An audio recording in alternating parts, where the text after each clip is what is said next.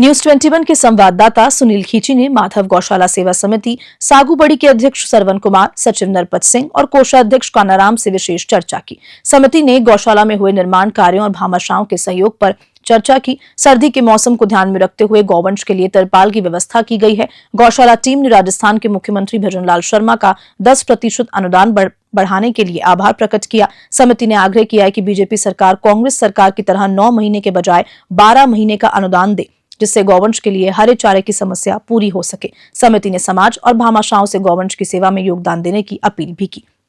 News 21 के वरिष्ठ संवाददाता सुनील खींची ने गौशाला में चल रहे विकास कार्यों और भविष्य की योजनाओं पर विशेष चर्चा की।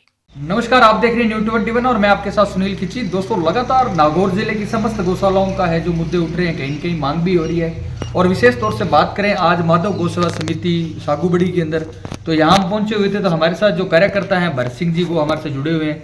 तो जो माधव गौशाला समिति है उसकी किस प्रकार की स्थितियां हैं, किस प्रकार मुद्दे मसले और किस प्रकार की जो समस्याएं हैं या इस माधव गौशाला समिति के अंदर विचलित हो रही है, आइए जानते हैं सारी पूरी जो जर्नी है, पूरी जो कहानी है। मिलते हैं हमारे भरत सिंह जी, जो यहाँ के कार्यकर्ता भी है, सदस्य भी है और गोभक्त भी है। सर, पहले तो हमारे चैनल के अंदर आपका बहुत बहुत स्वागत है सर। बहुत बहुत धन्यवाद सर। Thank you. तो सर, बातचीत करते हैं। तो 2 पद संभाल रहे हैं, वैसे देखा जाए तो आप टीचर लाइन में भी हैं और दूसरा गौ माता की सेवा करने में भी तत्परायण भूमिका निभा रहे हो।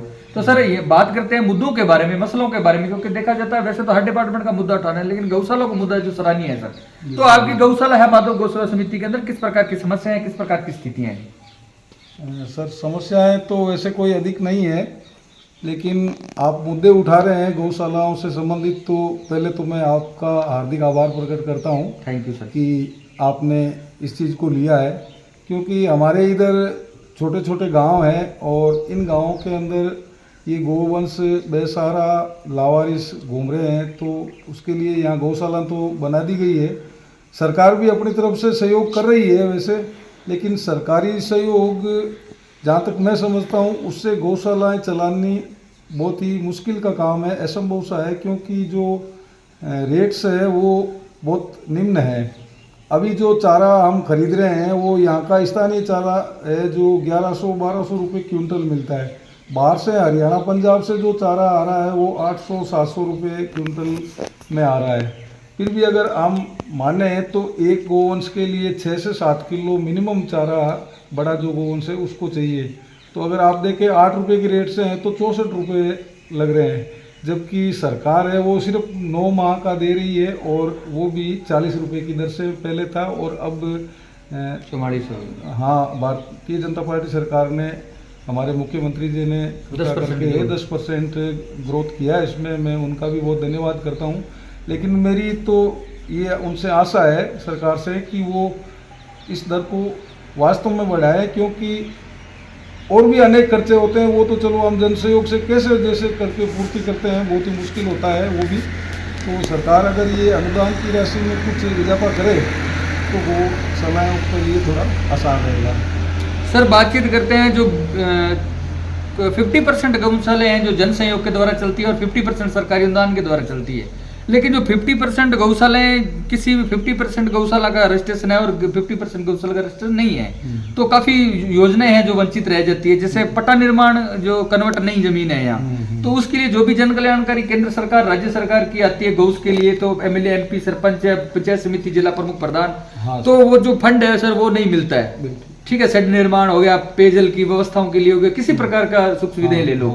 तो पट्टे के निर्माण के लिए किसके क्या थिंकिंग है आपकी, क्या सोच है? सर, ज़मीन हमारे यहाँ के दानदाताओं ने जैसे हमें 2 बीघा ज़मीन दी हुई है, लेकिन कन्वर्जन का जो कार्य है वो हमने पूछताछ की पटवारी जी से और से, तो वो बोल रहे हैं कि यहाँ की जो ज़मीन है वो गौचर की नहीं होकर यहाँ पर हमारे पायतन लिखा हुआ है।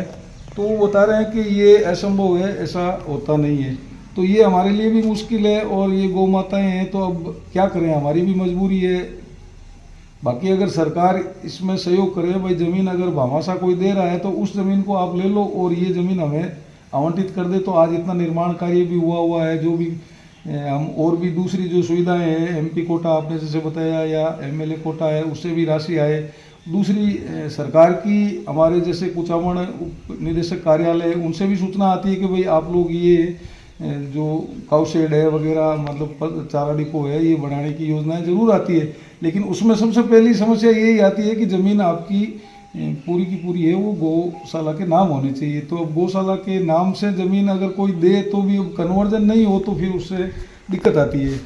तो ये बड़ी समस्या है। सरकार को इस मामले में थोड़ा नरमी पेश करते हुए नियम ऐसे बनाए कि भाई अगर गौशाला है और गौ माता के लिए ये ज़मीन है तो कहाँ दिक्कत आ रही है, सरकार चाहे तो कर सकती है। और मेरा तो यही अनुरोध रहेगा हमारी वर्तमान सरकार से कि अगर वो ऐसा करती है तो गौ माता उनको बहुत ही आशीष देगी।